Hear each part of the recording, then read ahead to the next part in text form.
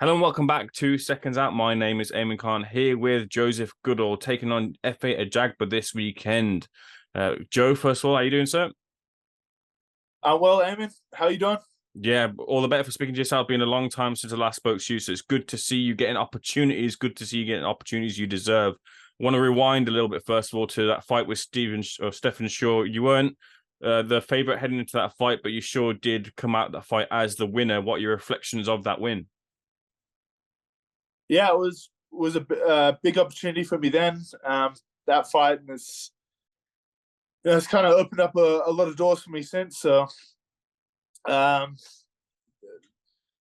I was a bit nervous heading out here for the first time, but ultimately, I trained very very hard for that camp, and all the things in training kind of come out on fight night, and it really was a perfect result in my mind to push on my career further over here. And that's kind of like what's happened since. I've since signed with Lou DiBella. He showed a lot of promise in me since that fight, and he's been working with my manager Steve Scanlon, and you know it's like opportunities like this just pop up. So I'm just keeping on working hard in the gym and keep pushing. When this opportunity did present itself to take on Efe Ajagba, what were your initial thoughts? Yeah, so this opportunity got offered to me for 5.5 weeks before the fight date. I sat down and had a team meeting with Harry Costy, Stephen Edwards, Steve Scanlon, or my manager, trainer, everyone sat down and just really had an in-depth conversation on how we can prepare in 5.5 weeks type of thing. Thankfully, I was still in the gym at the time, so that enabled me to feel confident in taking this fight. So these big opportunities, they don't come around too often. So while big opportunities there, you really got to take them with both hands. And thankfully, I was still training hard in the gym, and that enabled me to make to accept this fight. You're not a stranger to Jagber at all, having beaten him before in the amateurs. Like, sure, that's a long time, a long while back. But will you carry any of that win over into the weekend? I think it gives you some sort of sense of confidence, knowing that you beat someone before. Um, whether it is somewhere there mentally or not. But ultimately, I think it's been 9 years 9 years ago. So I think we've both progressed in our careers and skill development, and as boxers, I think we're very different. I sparred him last year a few times, so I think it's yeah it we're both I know we're both very different fighters, and the rule set from the amateurs to the pros, the no head guard, the smaller gloves, all this type of thing, it shapes up for a very different contest. Um, yeah. What's your scout report then on Efe Ajagba in the pro game? And do you take a lot from his fight with Frank Sanchez? Yeah, he's done well in the pros. I remember sitting back and watching him about 2 or 3 years ago, even 4 years ago, maybe. I was when I first turned pro, because I hung around a little bit longer in the amateurs than him, and I just remember seeing him knock out some guy with a big right hand and just flattened him. I was like, wow, he didn't have that right hand before, and it's kind of good in a way to see someone or versed um, have some success in the pros, in their career and in life. So it was kind of eye opening, and it gives me interest in boxing in general. Um, what was the question again? Sorry, I was Just in random. terms of your scout report on him, and are you taking a lot from his defeat to Frank Sanchez? Yeah, yeah. With that Sanchez fight, I saw some.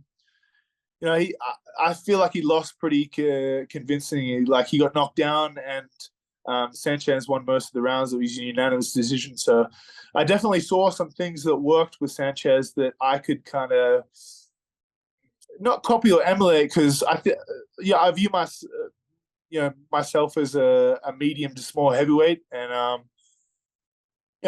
Sanchez might be slightly bigger than me, but I think we have the similar movement, lateral movement, kind of worked against Efe, and I think footwork maybe perhaps a weakness of Efe. So we're gonna find out if he's learnt from that Sanchez fight or not, because I hope to implement a few things like lateral movement this Saturday for this fight. Underdog tag again, without giving away too much. For sure. Underdog tag again. Is that a tag that you like? Yeah, I don't mind it. Like, I think it's from the posters and stuff. He's at the front. He's shoulders ahead of mine. I think there's an underdog kind of feel about this fight. He's had more pro fights than me too. So with that respect and that perspective, it's probably fair. But I just take that underdog mentality and put it in my preparation in camp, and all in all, put it into this fight, and hopefully I can follow through with that mentality and come out on top. You've touched on your amateur experiences, but you've got like a proper pedigree when it comes to having been through the amateurs and what you've done. But do you find yourself, taking into account the fight with Stephen Shaw, do you find yourself that you get maybe more success from actually fighting as opposed to boxing? I still felt like I boxed in the Stefan Shaw fight. I think ultimately you have to be a boxer in this sport. The sport is boxing. It's not fighting. There are parts in a boxing fight where you have to fight. There is patches, but I think ultimately this is a smart man's game. You can't be just walking out there walking forward with your hands up and expecting to wear someone down. You got to have head movement. You got to have skills. You got to have feints. You got to have different combinations. All these different things go into breaking a guy down and ultimately getting the win. Where does a win put you? What opportunity do you want from this win? Yeah, well, this is a big opportunity. It's a big fight. WBC silver title on the line. In my mind, that's one down from the world title. So that's massive. This fight will definitely put me in the top 10. And if you're in the top 10 or the top 15, you can get called up for a world title at any stage. So to me, this puts me right up there. And I'm just hoping to do the business Saturday and see where it takes me. I can't think too far ahead of, if I win, where will this put me, type of thing. I got a great promoter in Lou DiBella and a great manager in Steve Scanlon, and that's kind of their lane of scouting and seeing what's out there for me. So I'm just looking to do the business in the ring, and whatever lies ahead, we'll deal with next. When I last spoke to you with Kevin Barry, what's your training situation now? Yeah, training with Kevin Barry in Las Vegas was good. I learned a lot there. I spent about a year and a half over in Vegas sparring with the best. Sparring Efe, sparring all these guys, Jared Anderson, Joe Joyce, Rob Safar as well. All these top level guys over there. You really can't emulate that sparring anywhere in the world. So I learned a lot, but I had a big domestic fight and things didn't go my way. So unfortunately, it was hard to go back to Vegas and remain there. So I kind of just tried to mix a few things up. I went to Thailand and trained with Tiger Muay Thai with John Boy.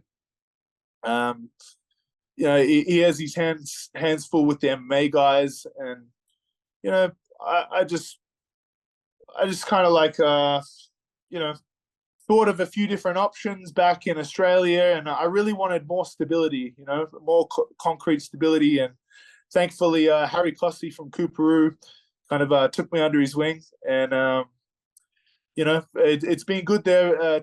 Trained ever since. It's only 10 minutes from my house. It just so happens to be. So, everything's working very well and very efficiently. And, if it ain't broke, don't fix it. So it was a good last fight. And, I'm planning to keep positive this fight. You don't hear of many boxers going over to Thailand. Yeah, there is a lot of Thailand's an interesting place. A lot of Muay Thai gyms, a lot of just combat sports in general. A lot of MMA gyms, a lot of Muay Thai, a lot of boxing. They call it Western boxing over there. Fighters tend to. It depends on the week. It depends on the month. Like you might get a fighter there from Russia. I can't remember the guy's name, but there was a guy from Russia who was the Russian national champion, and from the amateurs in boxing, and he came there for 2 or 3 weeks, and I was sparring him a little bit, and it was good sparring, it was good work. But then I was over there for 3 months, and then 3 weeks go by, he leaves, and then there's kind of a gap of 3 weeks where you have no one. But then another guy, Sanad Gashi, who has fought Derek Chisora, and he's he's kind of up there, a solid heavyweight too. So he was good sparring for a couple of weeks there, but then he goes out and leaves. So it's kind of like, it's kind of like a Russian roulette with the fighters coming and going. So, I don't mind it. It mixes things up. It's good for for holiday training for me, and I just wanted to get back to a bit more stability and a bit more direction when I went back to Brisbane. Joe, just see you looking to take a sip of water there. I'll let you take a sip whilst I get this question to you if you want. I'm obviously over here in the UK, and we've got a thriving domestic British heavyweight scene and above for the British heavyweights.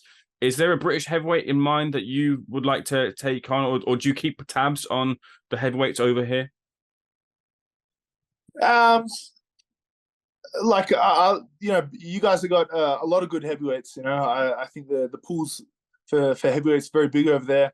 I've always kind of followed Joshua's career, and I trained with guys like Daniel Dubois, Fraser Clark. I did train over in England for a good 6 months at the EAS with the Great Britain team. So I know them quite well. We'll see. As far as matchups in the future, you just got to keep winning. Otherwise, your opportunities do get limited. It's high risk, high reward in this sport, and I'm just focused on what's ahead of me, and what Lou DeBella and my manager Steve Scanlon come up with for me. I don't look too far ahead and try to analyze my style against this guy's style type of thing. When it actually happens, then we set a training camp, and then I kind of zone in and focus on that. But until then, I'm just a fan.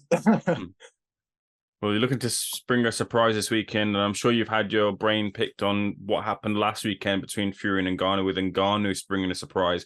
If I remember correctly, speaking to Kevin and speaking to Joe Parker, he said that Ngannou kind of been back and forth maybe to the gym and sparred a couple of heavyweights. I know that he sparred Joe Joyce a couple of times at least, but didn't quite get to spar with Joe Parker. But just I want to get your thoughts on if you watched Fury and Ngannou, and if you were as shocked as a lot of the boxing public are right now.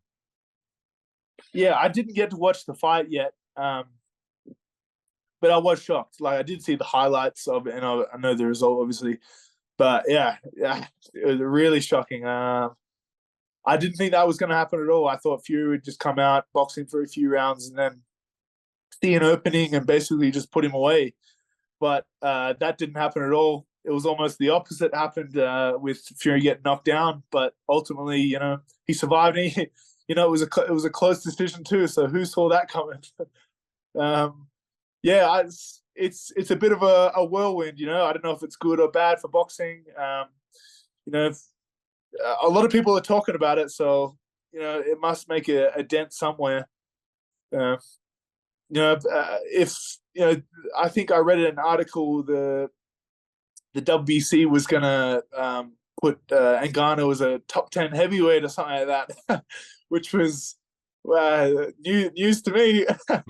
So it just adds a further another opponent to the mix in the heavyweights. It makes it more exciting if that does happen. But I think the boxing world's in a bit of a whirlwind at the moment with that result. Yeah, I just can't believe it. You mentioned that you keep tabs on Anthony Joshua's career, and that's one that you've been following. This fight with Deontay Wilder that seems to be happening, but not happening. But if it does happen, who do you favor in the fight? Yeah, it's a good fight. It's a big heavyweight fight. I think two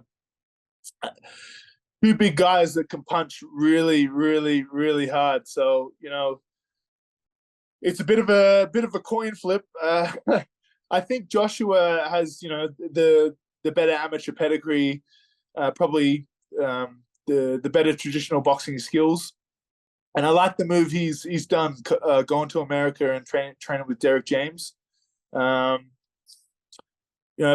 Wilder's, you can never not count Wilder in. He can knock out guys out with just one punch, and he does that all the time. So it really is a coin flip.